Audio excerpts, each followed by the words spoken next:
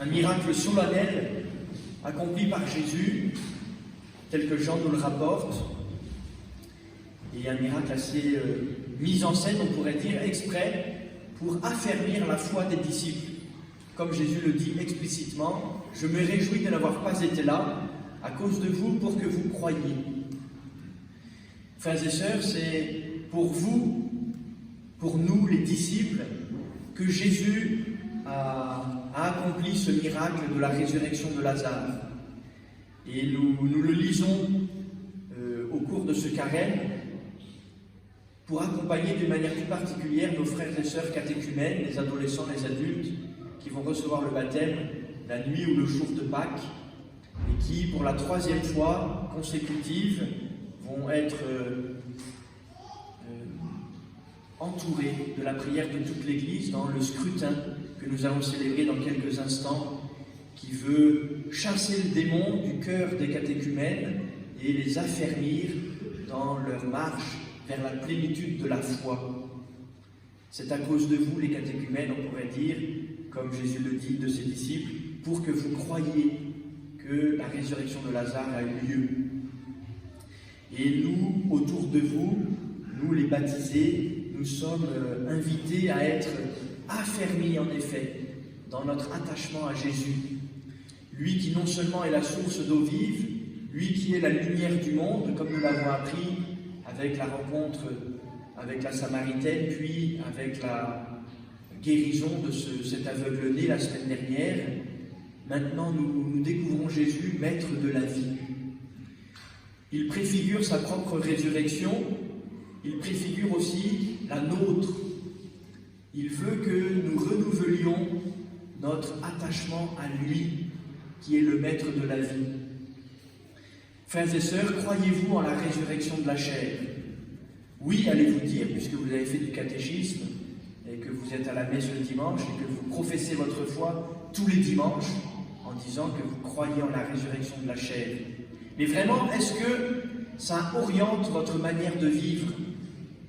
Est-ce que votre rapport à votre corps est conduit par cette perspective de la résurrection de votre corps? Est-ce que le rapport à la vie humaine, à votre vie quotidienne, à vos ambitions personnelles, familiales, professionnelles, est conduit par cette perspective de la vie éternelle, et de la vie éternelle auquel notre corps participera? Voyez-vous, frères et sœurs, il nous faut, alors que nous nous apprêtons à célébrer bientôt le grand mystère du salut dans la passion de Jésus et dans sa résurrection, il nous faut regarder à nouveau pourquoi nous sommes faits. Nous sommes faits pour la vie éternelle. Et notre vie terrestre doit nous y conduire, doit nous y préparer. Les enfants qui préparent leur première communion, par exemple, depuis plusieurs semaines, apprennent que Jésus, à la messe, est présent dans le don de sa vie sur la croix, que Jésus est présent dans la gloire de sa résurrection et qu'il nous donne part, lorsque nous communions à son Eucharistie, il nous donne part à sa vie victorieuse de la mort, à sa vie éternelle. C'est pour cela que nous vivons. C'est pour cela que le Seigneur est venu. C'est pour que nous croyions en lui, qu'il a ressuscité Lazare. C'est pour que nous adhérions à sa personne, à sa parole. C'est pour que nous soyons motivés, pourrions-nous dire tout simplement, par la vie éternelle dès maintenant. Alors, frères et sœurs, je crois que c'est la grâce de ce dimanche en particulier. Nous pouvons le vivre aussi d'une manière très concrète, en choisissant d'accueillir l'ordre de Jésus de sortir du tombeau comme une allégorie de notre propre résurrection spirituelle. Lorsque Jésus crie à Lazare, viens dehors, et que Lazare, vaille que vaille, peut-être un peu à pieds joints, dans une situation un peu cocasse, sort du tombeau, alors qu'il sentait déjà mauvais depuis 4 jours qu'il était mort. Il sort, pieds et poings liés par les bandelettes, le visage entouré du suaire, comme il était de coutume d'enterrer les morts à l'époque des Juifs. Eh bien, Lazare sort de son tombeau, retrouve la vie, et Jésus de dire à ceux qui étaient là, déliez-le. Frères et sœurs, nous savons que ce verbe déliez-le nous fait penser au ministère de miséricorde que Jésus a transmis à Saint Pierre et aux apôtres. Tout ce que vous aurez délié sur la terre sera délié dans le ciel. Tout ce que vous aurez maintenu lié sur la terre sera maintenu lié dans le ciel.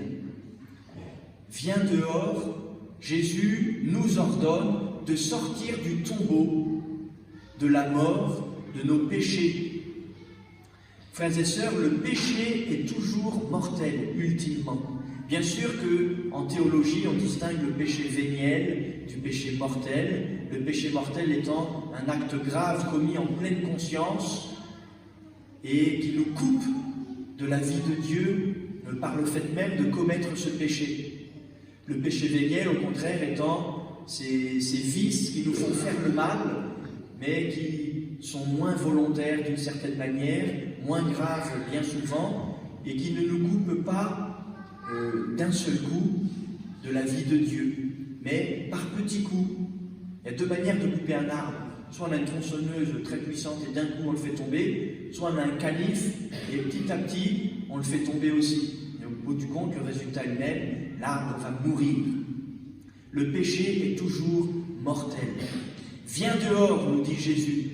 Ne reste pas dans le tombeau de tes péchés et déliez-le. C'est le ministère de l'Église. Sortez les amis, sortez de votre péché. L'Église est là pour vous délier de vos péchés par la grâce des sacrements, et spécialement, bien sûr, le sacrement de la réconciliation. Depuis combien de temps vous vous êtes confessés? Réfléchissez un peu. Depuis combien de temps vous risquez d'être dans le tombeau mortel de vos péchés? Le carême, chaque année, est là justement pour nous faire entendre cette parole de Jésus. Viens dehors. Et l'Église, à travers le ministère que les prêtres assument du mieux qu'ils peuvent, s'organise justement pour délier les bandelettes de vos péchés par l'onction de la miséricorde de Dieu dans le sacrement de la confession. Frères et sœurs, je vous en supplie d'une certaine manière, allez vous confesser avant Pâques. Ne laissez pas le tombeau de vos péchés vous enfermer dans la mort. Entendez aujourd'hui la parole de Jésus et organisez-vous concrètement. C'est marqué sur le parvis tous les horaires des confessions. Il y en a partout ailleurs aussi, à Ars, à Montmartre, mais c'est un peu loin, à Fourvière. Allez vous confesser. Viens dehors. Amen.